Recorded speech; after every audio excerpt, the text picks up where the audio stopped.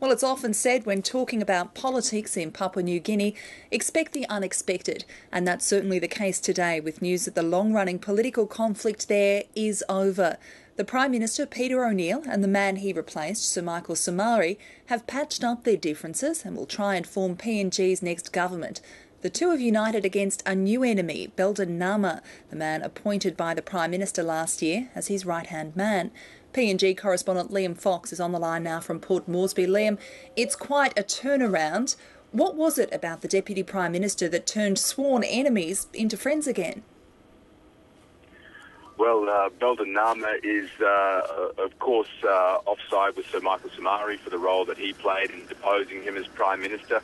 But the relationship between Mr Namah and Peter O'Neill has soured dramatically in the last few weeks. Before the general election, they had pledged to work together to form the next government, but things have deteriorated badly.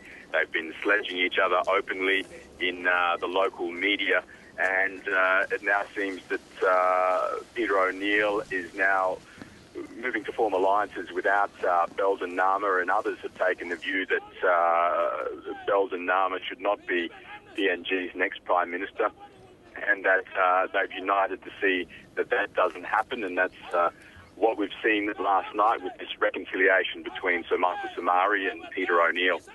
So, Liam, do you have any details of the power-sharing deal?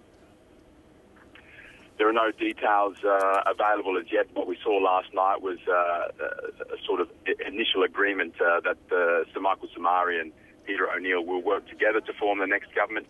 But the way these things have worked in the past is that because no single party has ever been able to muster the numbers to govern in its own right, coalitions have to be formed, and coalition partners, depending on their prominence and the number of MPs, are given cabinet positions. And it's likely that if this initial coalition holds together, given Sir Michael's status, he's known as the father of the nation, and the fact that he'll be bringing at least 6 MPs to the coalition, he would be given a fairly senior cabinet position, you would believe.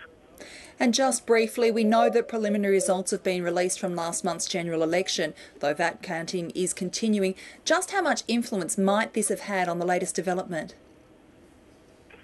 Well, Peter O'Neill's PNC party is by far and away the leader at the moment. It has around 20 elected MPs in PNG's 111 member parliament, so he's got a big chunk, and they're predicted to take more.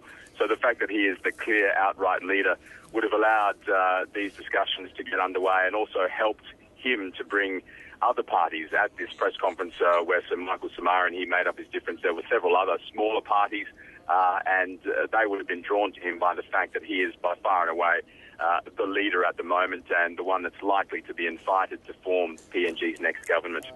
Liam Fox in Port Moresby, thanks for bringing us up to date.